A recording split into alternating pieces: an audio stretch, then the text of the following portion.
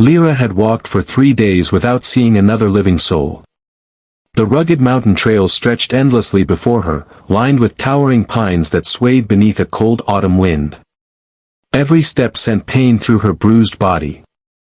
Her leather boots were torn, her green skin marked with cuts and dried blood, and the heavy cloak wrapped around her shoulders was little more than a bundle of rags. She had long since run out of food, surviving only on rainwater caught in rocky pools and a handful of bitter berries she barely recognized.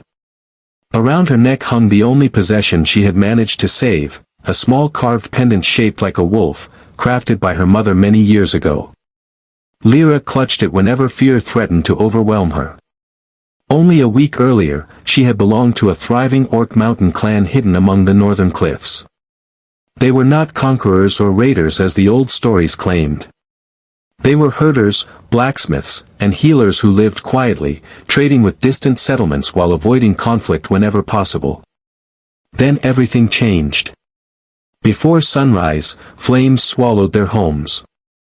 A ruthless warlord leading a band of mercenaries had descended upon the village, demanding that the clan surrender their iron mines and swear loyalty to him. When the elders refused, the attackers showed no mercy. Houses burned. Warriors fell protecting their families. The smoke darkened the sky while frightened children screamed through the chaos. Lyra had fought beside her father until he ordered her to run. "Live," he had shouted as he held back the attackers. She never saw him again. Her mother pushed the carved wolf pendant into her hand before disappearing into the smoke to help the wounded. Lyra searched until nightfall, calling for her parents, her younger brother, her cousins, and every friend she had ever known.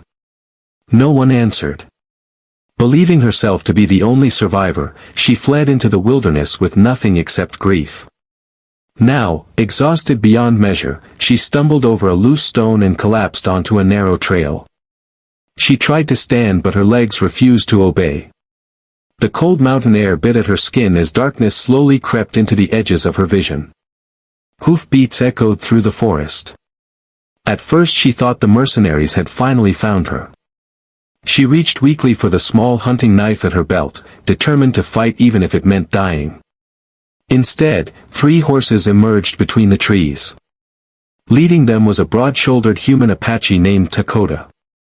Years of ranch work had hardened his hands and strengthened his frame, but his calm eyes revealed a kindness that violence had never managed to erase. Behind him rode his 3 children, a thoughtful teenage son named Nantan, 12-year-old Ayana, and 6-year-old Mado, whose curious gaze never left the wounded stranger. Dakota immediately raised an open hand. "We're not here to hurt you," he said quietly. Lyra said nothing. Every lesson she had ever learned warned her not to trust humans. Dakota slowly climbed down from his horse and knelt several steps away, careful not to frighten her. He noticed the dried blood, the torn clothing, and the exhaustion she could no longer hide. "Who's looking for you?" he asked gently. "Your family must be worried." The question struck deeper than any blade. Lyra lowered her eyes to the wolf pendant trembling in her hand. Tears she had fought to hold back finally slipped down her cheeks. In a voice barely louder than the wind, she whispered, "I have no family left." Silence settled over the mountain trail. Dakota looked toward his children, who watched the lonely woman with quiet sympathy. Then he looked back at Lyra, offering the first genuine smile she had seen since her world had burned. "My children," he said softly, "need a mother." Lyra stared at him in stunned disbelief, unable to imagine that the path she thought would lead only to death had instead brought her to the doorstep of a family she never expected. The first morning at Dakota's ranch, Lyra awoke before sunrise. For a brief moment, she forgot where she was. The soft wool blanket covering her, the warmth of the stone fireplace, and the smell of fresh bread drifting through the cabin felt like a dream. Then the memories returned, the burning village, the long journey through the mountains, and the stranger who had offered her shelter with words she still could not understand. "My children need a mother." Lyra sat quietly on the edge of the bed in the small guest room, staring at the carved wolf pendant in her hand. She had planned to leave before anyone woke. She didn't belong here. Bringing danger to Takota's family would only repay kindness with tragedy. As she quietly opened the bedroom door, she nearly bumped into little Matto, who was carrying a wooden bucket much too heavy for his small arms. He looked up with a sleepy smile. "You're awake." Before Lyra could answer, the bucket slipped from his hands. Water splashed across the floor. "Oh no," Matto groaned. Without thinking, Lyra picked up the bucket and carried it with ease. "It's not heavy," she said. Matto's eyes grew wide. "Wow, you're really strong." His innocent admiration caught her off guard. Back home, her strength had simply been expected. Among humans, she had always believed it would make them fear her. Instead, the little boy grinned as though he'd just met his favorite hero. At breakfast, Takota introduced everyone properly. "This is my oldest son, Nantan," he said. The teenage boy nodded politely but remained cautious. Since his mother's death 4 years earlier, he had become protective of his younger siblings and suspicious of strangers. "My daughter Ayana," Takota continued. The 12-year-old smiled warmly. "We're glad you're safe." Lyra lowered her head. "Thank you." The meal passed quietly until Takota stood. "We've got work today. Fences won't repair themselves." Lyra immediately offered to help. Takota hesitated. "You've been through enough." "I'd rather work," she replied. "It keeps my mind from remembering." He understood that feeling all too well. Outside, the ranch stretched across rolling hills beneath snow-capped mountains. Horses grazed peacefully while chickens wandered between weathered barns. The place wasn't wealthy, but every fence and building had clearly been built with patience and love. Lyra spent the day repairing broken fence posts, lifting heavy logs that normally required 2 men. Takota watched her work in amazement. "You've done this before." "My father believed everyone should know how to build," she answered quietly. As the days passed, an unspoken routine developed. Lyra gathered firewood before dawn. She cooked hearty stews using herbs she found growing near the creek. She taught Ayana how to identify healing plants and showed Matto how to safely track rabbits without disturbing the forest. Even Nantan slowly began asking her advice about repairing tools. One afternoon, a neighbor named Caleb rode onto the ranch. His smile disappeared the moment he saw Lyra. "Takota," he said carefully, "you know what people are saying." Takota continued hammering a fence post. "I can guess. They don't trust her." Takota looked toward the garden, where Lyra was laughing softly as Matto tried to chase chickens. "They don't know her." Caleb lowered his voice. "She's an orc." "And she's my guest," Takota answered firmly. "That's all that matters." Lyra had heard every word. That evening, while washing dishes, she quietly said, "Your neighbors are right to worry. I should leave before I bring trouble here." Takota shook his head. "No. I don't want your family hurt because of me." He placed another log on the fire before answering. "My wife once told me that a person's heart matters more than the face they were born with." He looked directly at Lyra. "I've watched how my children smile again when you're around. That tells me everything I need to know." At that moment, little Matto wandered into the room carrying a blanket. Still half asleep, he wrapped his tiny arms around Lyra's waist. "Good night, Mama." The room fell completely silent. Matto's eyes flew open as he realized what he had said. I didn't mean." But Lyra had already knelt to hug him gently, tears filling her eyes for the first time since arriving at the ranch. For the first time since losing her own family, the lonely orc woman allowed herself to believe that perhaps she wasn't simply a guest anymore. She was beginning to find something she thought had been lost forever, a place to belong. Winter arrived early in the mountains. A blanket of fresh snow covered the hills surrounding Takota's ranch, turning the familiar trails into winding paths of white. Smoke curled gently from the cabin chimney while the family worked together to prepare for the cold months ahead.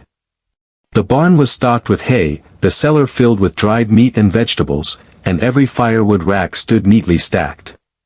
To anyone passing by, the ranch looked peaceful.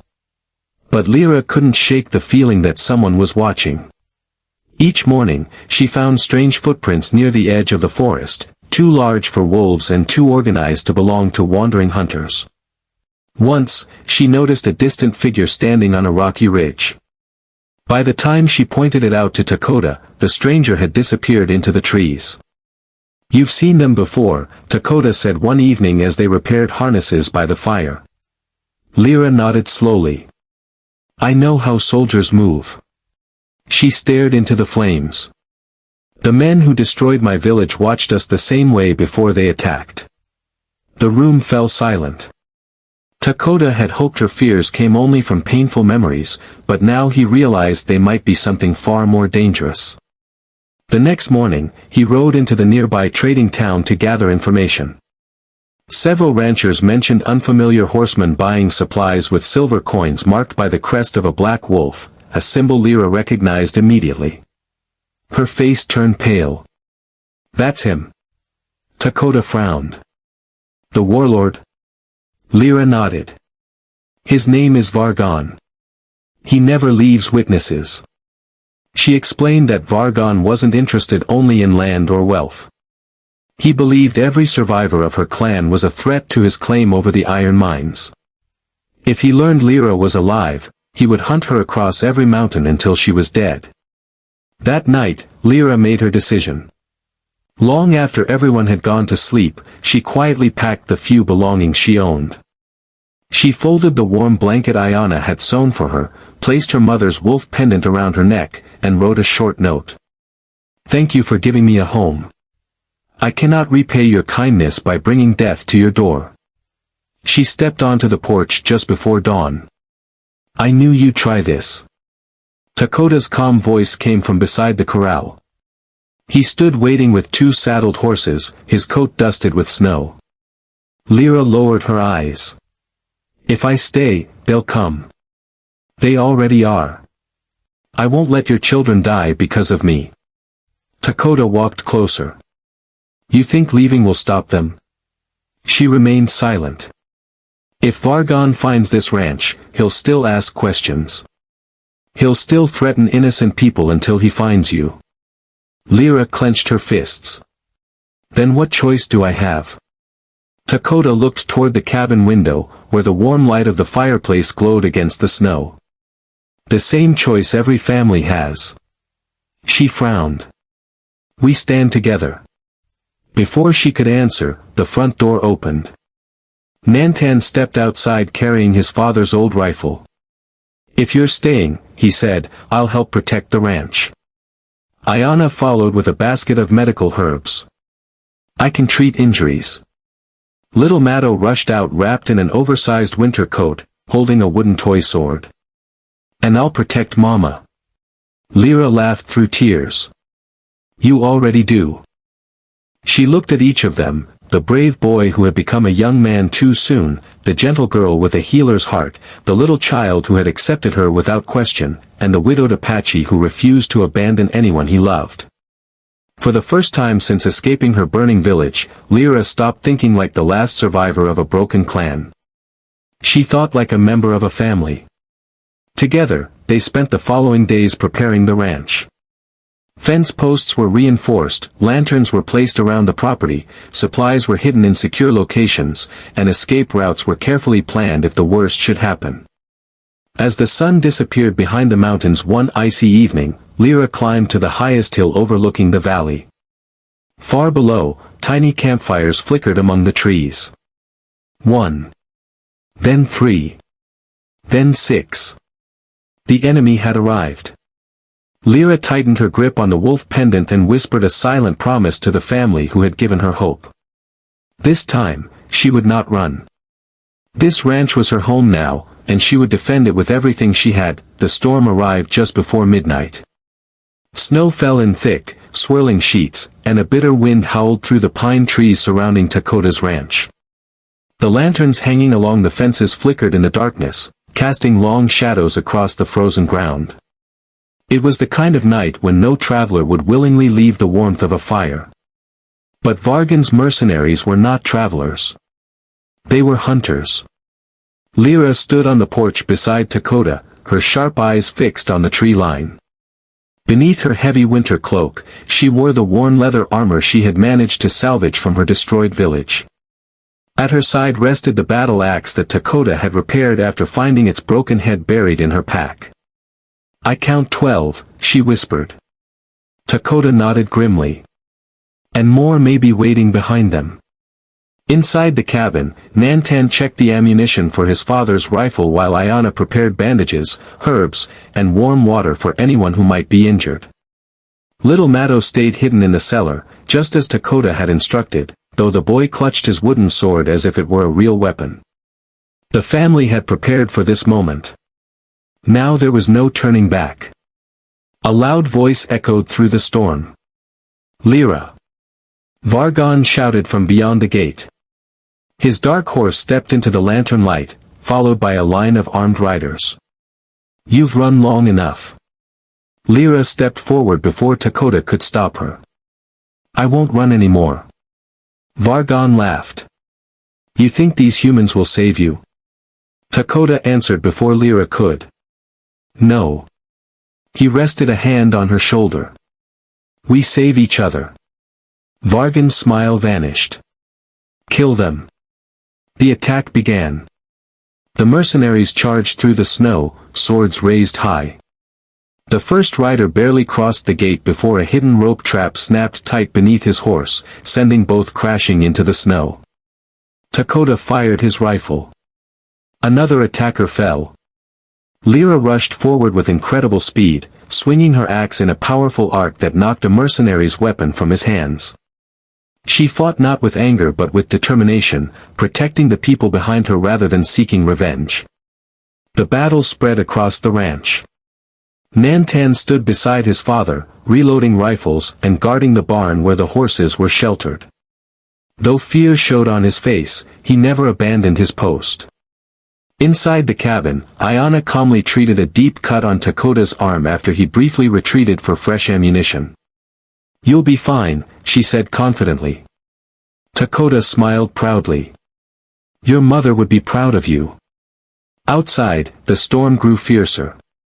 Snow blinded the attackers, while Lyra and Dakota used their knowledge of the land to outmaneuver them. Every fence, tree, and wagon became part of their defense. Finally, Vargan himself charged toward the cabin. His sword flashed through the air as he lunged at Dakota. Before the blade could strike, Lyra stepped between them. Steel collided against her axe with a loud crack. "You took everything from me once," she said, staring into Vargan's cold eyes. "You'll lose everything again," he sneered. "No." Lyra's voice remained calm. "Not this time." With one powerful swing, she disarmed him, sending his sword spinning into the snow. Dakota quickly tackled the warlord to the ground, and together they bound his hands before the remaining mercenaries could react. Seeing their leader captured, the surviving attackers fled into the mountains, disappearing into the storm. Silence slowly returned. Only the sound of falling snow remained. The battle was over. The ranch had suffered damage. Fence posts lay broken, the barn roof had partially collapsed, and several windows were shattered. Dakota's arm was wounded, and Lyra carried bruises from the fierce fight. But everyone was alive. As dawn broke over the mountains, little Matto ran from the cellar and threw his arms around Lyra. "You stayed." She hugged him tightly. "I promised I would." Standing beside Dakota, Lyra looked at the battered ranch glowing beneath the morning sun. It was scarred, just as she was. Yet both had survived. At that moment, Lyra understood something she had never realized during all her years as a warrior. She had not fought that night for revenge or pride. She had fought for the laughter inside the cabin, for the children who now called her family, and for the home she never believed she would have. For the first time since losing everything, Lyra no longer felt like the last survivor of a forgotten clan. She felt exactly where she belonged. Weeks after the battle were the busiest the ranch had ever seen. When the winter storm finally passed, the morning sun revealed the full extent of the damage. Several fences had been destroyed, the barn roof had collapsed on one side, and broken wagon wheels lay scattered across the yard. The snow was marked with the fading tracks of the mercenaries who had fled into the mountains. Lyra stood quietly on the porch, expecting the neighbors to avoid the ranch forever. Instead, she saw wagons approaching. One by one, ranchers from the surrounding valley arrived carrying lumber, tools, blankets, and sacks of food. Among them was Caleb, the same neighbor who had once questioned Dakota's decision to shelter an orc. Caleb removed his hat as he climbed down from his wagon. "I owe you an apology," he said honestly. Lyra looked surprised. "I judged you before I knew you." He glanced toward the repaired gate where the battle had taken place. "If you and Dakota hadn't stopped those mercenaries, they would have reached every ranch in this valley." Other neighbors nodded in agreement. From that day forward, no one looked at Lyra as an outsider. They saw the brave woman who had risked her life to protect not only one family but an entire community. Together, everyone worked to rebuild the ranch. The sound of hammers echoed through the valley as new fence posts were raised. Children carried nails and paint while the older ranchers repaired the stable. Lyra used her incredible strength to lift heavy beams into place, and Dakota carefully shaped fresh timber for the new roof. For the first time in many years, laughter filled the ranch from sunrise until sunset. One evening, after the work was finished, Dakota invited Lyra to walk with him to the hill overlooking the valley. The snow had begun to melt, revealing patches of green grass beneath. Wildflowers were starting to bloom despite the lingering chill of early spring. For several minutes, neither of them spoke. Finally, Dakota broke the silence. "The first time I saw you," he said, "I saw someone who had lost everything." Lyra smiled softly. "I had. But now." She looked down toward the ranch below. Nantan was teaching Matto how to repair a fence while Ayana laughed as she hung freshly washed blankets in the breeze. "I found more than I ever thought possible." Dakota reached into his coat pocket and carefully removed a small hand-carved wooden ring. "I know it isn't made of gold," he said with an embarrassed smile. "I carved it myself." Lyra stared at the simple ring, her eyes filling with tears. "My wife taught me that a family isn't built by blood alone." He took a slow breath. "Lyra, would you stay here, not as a guest, not as someone we're protecting, but as my wife?" For a long moment, she couldn't speak. She remembered the burning village, the lonely mountain trail, and the day she had whispered that she had no family left. Now she realized how wrong she had been. Family could be found. Sometimes, it found you. With trembling hands, she accepted the ring. "Yes," she whispered. "I'll stay." Before Dakota could say another word, loud cheering erupted behind them. The children had secretly followed. "We knew she'd say yes." Ayana laughed. Matto ran straight toward Lyra. "I told everyone you'd be my mama forever." Even Nantan, who rarely showed emotion, smiled as he hugged both of them. A month later, the entire valley gathered outside the newly rebuilt barn for a simple wedding. There were no grand decorations or expensive gifts, only handmade flowers, music played on old fiddles, and friends who had become family. As the sun set behind the mountains, Dakota and Lyra stood hand in hand, surrounded by smiling faces. Lyra looked around at the children laughing together, the neighbors sharing food, and the home that had once been only a place of refuge. She had arrived believing she was the last survivor of a forgotten clan. Now she was a wife, a mother, and part of a family built not by fate alone, but by kindness, courage, and unconditional love. For the first time in her life, she no longer feared tomorrow. She looked forward to it. 5 years passed, and the little ranch in the mountains became known by a different name. Travelers no longer called it Dakota's Ranch. They called it the House of Second Chances. Word spread across the frontier that anyone who had nowhere else to go would find a warm meal, an honest day's work, and a place to sleep beneath its roof. Widows escaping hardship, orphaned children, weary travelers, and lonely ranch hands all found kindness there. Some stayed for a night. Others stayed forever. Lyra insisted that no one be turned away hungry. "I know what it feels like to have nothing," she often said. "As long as we have bread to share, no one leaves this house empty-handed." The ranch had grown far beyond what Dakota had ever imagined. New barns stood beside the old ones, healthy horses grazed in wide green pastures, and fields of corn and vegetables stretched across the valley. Every fence had been rebuilt stronger than before, a reminder that broken things could become even stronger with care and patience. Inside the house, laughter echoed through every room. Nantan had grown into a confident young man, respected throughout the valley for his honesty and hard work. He often rode with Dakota to help neighboring ranchers, just as his father had once helped strangers without expecting anything in return. Ayana had become a gifted healer.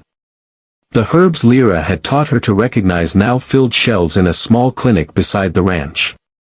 People traveled from distant settlements seeking her remedies, and she welcomed each patient with the same gentle smile that had once comforted a frightened orc woman. Little Matto was no longer so little.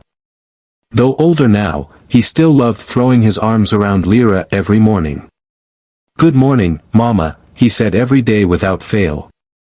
Each time he spoke the word, it filled Lyra's heart with quiet joy. One cool autumn evening, the entire family gathered around a long wooden table outside the house. Neighbors filled every seat, sharing roasted meat, fresh bread, vegetables from the garden, and stories beneath a sky filled with bright stars. As the children laughed together, Lyra quietly slipped away to the edge of the porch. She reached beneath her shirt and held the small carved wolf pendant her mother had given her years ago. There had been a time when touching it brought only pain. Now it brought gratitude. Dakota stepped beside her, wrapping a warm blanket around her shoulders. "You always come here after big family dinners," he said with a smile. Lyra nodded. "I think about the day we met." Dakota laughed softly. "You scared my horses." She smiled. "I was certain you would send me away." "I never could." She looked out across the ranch where lanterns glowed warmly in every window. "When I told you I had no family left, I truly believed it." Dakota gently took her hand. "I remember." Tears shimmered in Lyra's eyes, but this time they were tears of happiness. "You gave me more than a home." She looked toward the children clearing the dinner table together, teasing one another as brothers and sisters always do. "You gave me a reason to live again." Dakota squeezed her hand. "No," he said softly. "We gave each other one." Just then, Matto called from the yard. "Mama! Papa! Hurry! We need one more person for the family picture." The entire household burst into laughter. Lyra wiped away a tear and hurried toward the waiting family. As everyone gathered together beneath the fading golden light of sunset, she realized something beautiful. The family she had lost would always live in her heart. But love had not ended with loss. It had simply led her to a new beginning. As the camera clicked and smiling faces filled the frame, Lyra remembered the frightened words she had whispered years ago on a lonely mountain trail.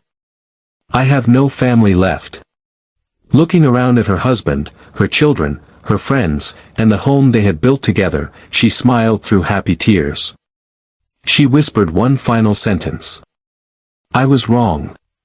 And for the first time in her life, she knew without a doubt that she was exactly where she belonged.